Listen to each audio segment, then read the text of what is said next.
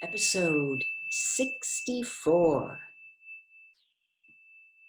How many fingers, Winston? 4. The needle went up to 60. How many fingers, Winston? 4. 4. What else can I say? 4. The needle must have risen again, but he did not look at it. The heavy, stern face and the 4 fingers filled his vision. The fingers stood up before his eyes like pillars, enormous, blurry, and seeming to vibrate, but unmistakably 4. How many fingers, Winston? 4! Stop it! How can you go on? 4! 4! How many fingers, Winston? 5! 5! 5! No, Winston, it is no use. You are lying. You still think there are 4. How many fingers, please? 4, 5, 4, anything you like, only stop it. Stop the pain. Abruptly, he was sitting up with O'Brien's arm round his shoulders. He had perhaps lost consciousness for a few seconds. The bonds that had been holding his body down were loosened. He felt very cold. He was shaking uncontrollably. His teeth were chattering. The tears were rolling down his cheeks. For a moment, he clung to O'Brien like a baby, curiously comforted by the heavy arm round his shoulders. He had the feeling that O'Brien was his protector, that the pain was something that came from outside, from some other source, and that it was O'Brien who would save him from it. You are a slow learner, Winston, said O'Brien gently. How can I help it? He blubbered. How can I help seeing what is in front of my eyes? 2 and 2 are 4. Sometimes, Winston. Sometimes they are 5. Sometimes they are 3. Sometimes they are all of them at once. You must try harder. It is not easy to become sane. He laid Winston down on the bed. The grip of his limbs tightened again, but the pain had ebbed away, and the trembling had stopped, leaving him merely weak and cold. O'Brien motioned with his head to the man in the white coat, who had stood immobile throughout the proceedings. The man in the white coat bent down and looked closely into Winston's eyes, felt his pulse, laid an ear against his chest, tapped here and there, and then he nodded to O'Brien. Again, said O'Brien. The pain flowed into Winston's body. The needle must be at 70, 75. He had shut his eyes this time. He knew that the fingers were still there and still 4. All that mattered was somehow to stay alive until the spasm was over. He had ceased to notice whether he was crying out or not.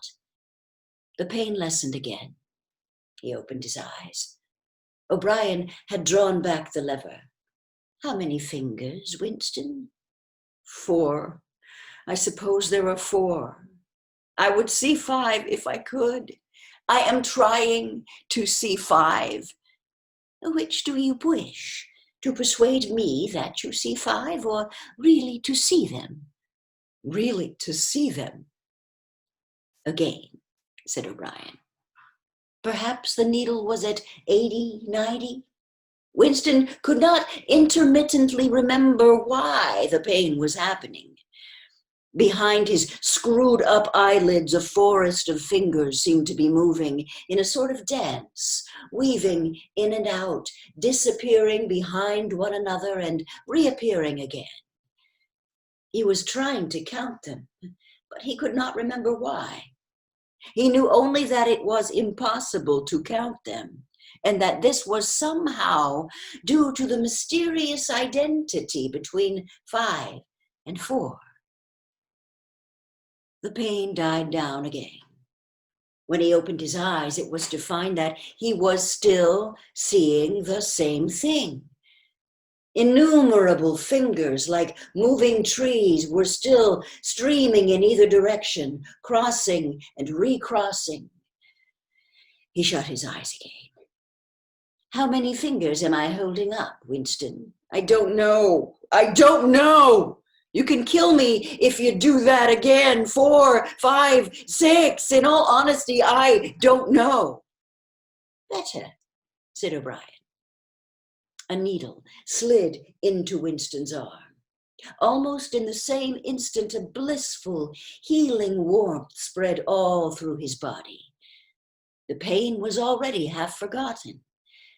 He opened his eyes and looked up gratefully at O'Brien. At sight of the heavy, lined face, so ugly and so intelligent, his heart seemed to turn over.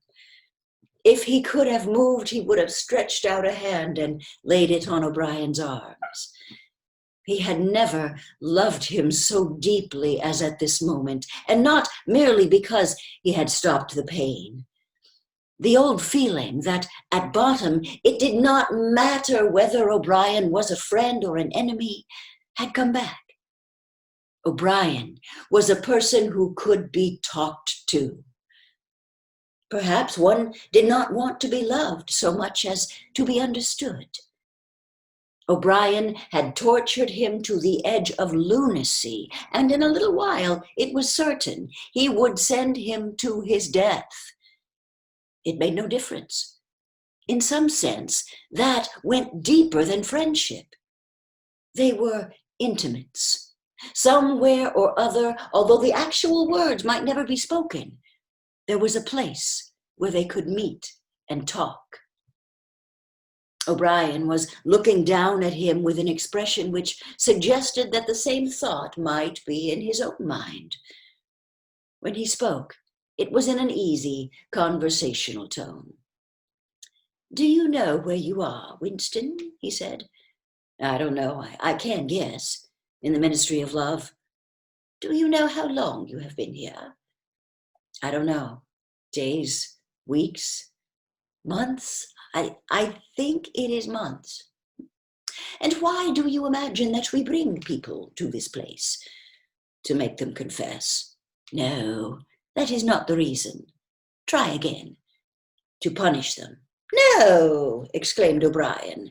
His voice had changed extraordinarily, and his face had suddenly become both stern and animated. "No, not merely to extract your confession, not to punish you. Shall I tell you why we have brought you here? To cure you, to make you sane.